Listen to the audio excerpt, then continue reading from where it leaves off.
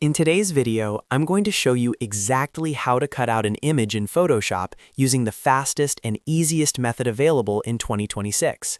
If you've ever wanted to remove a background, create transparent images, or place your subject onto a new background, this is the technique you need to know. The best part is that Photoshop can now do most of the hard work for you using Select Subject and Select and Mask. Make sure to watch until the end so you don't miss the edge refinement tips that make your cutouts look professional. And if this tutorial helps you, don't forget to like the video and subscribe to the channel for more Photoshop tutorials just like this. Let's jump right in. First, open Adobe Photoshop and load the image you want to cut out. You can do this by going to File, then Open, and selecting your image from your computer. Once your image is open, head to the top menu and click on Select, then choose Subject. Photoshop will automatically analyze your image using AI and create a selection around what it believes is the main subject.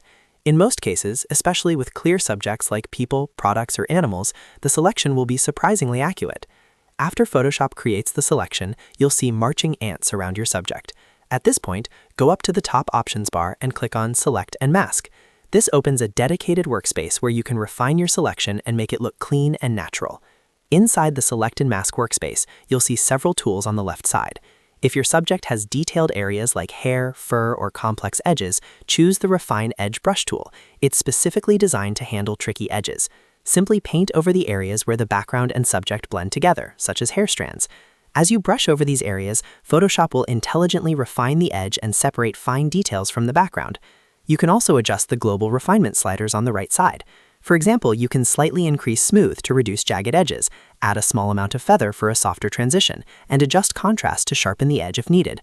Be careful not to overdo these settings. Small adjustments usually give the most natural results.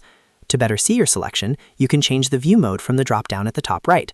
Try viewing it on a black background, white background, or even on layers. This helps you spot imperfections and refine them before finalizing the cutout. Once you're happy with how your selection looks, go down to the Output Settings section on the right. This is very important. Under Output 2, choose Layer Mask. This option will create a non-destructive mask, meaning you can always edit or refine it later without permanently deleting anything. Now click OK. Photoshop will return you to your main workspace, and you'll see that your subject is now cut out with a layer mask applied. If you hide the background layer, you'll notice the background is transparent. That means your subject has been successfully separated and is ready to be placed onto any new background you like. If you want to add a new background, simply drag another image into your project and place that layer underneath your cutout layer. You can resize and position your subject using the Move tool and Free Transform to make the composition look natural. And that's it. That's the fastest way to cut out an image in Photoshop using Select Subject and Select and Mask in 2026. This method saves a huge amount of time compared to manually tracing with the pen tool, especially for beginners or quick projects.